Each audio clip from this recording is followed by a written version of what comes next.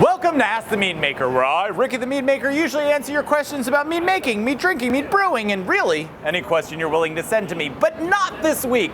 This week I am in sunny Baltimore at the National Homebrewers Conference, and I ran into two of the most important people in the world.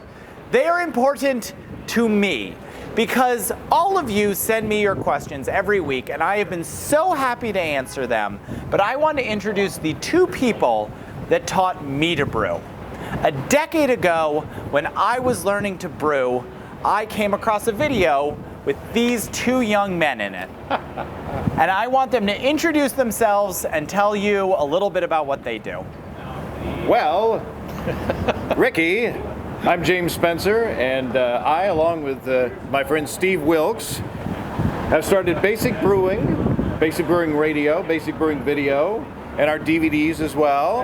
And we've been doing this stuff for 11 years. I wasn't even allowed to drink 11 years ago. You may not be allowed to drink now, depending on what Kelly says. Yes, there you go.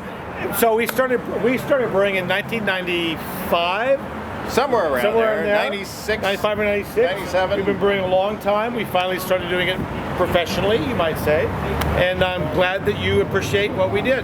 Absolutely. We got to meet Ricky in person when he was just a lad, about, 7 years ago. He was only this and tall. And he brought us some beers that had a lot of honey in it, braggots and nearly braggots and things like that, and they were really delicious. And then now here we are, we're in Baltimore, and we get an email from Ricky, and now he's like owner of 2 meads and a mead hall and all this stuff, and he brings us these meads that are some of the best commercial meads I've ever had in my life. They are extremely drinkable, they have interesting flavors, they won't knock you on your butt because they're not high gravity meads. It's so awesome. The only question I have to ask is, when are you going to start distributing in Arkansas, where we live? We're working on it.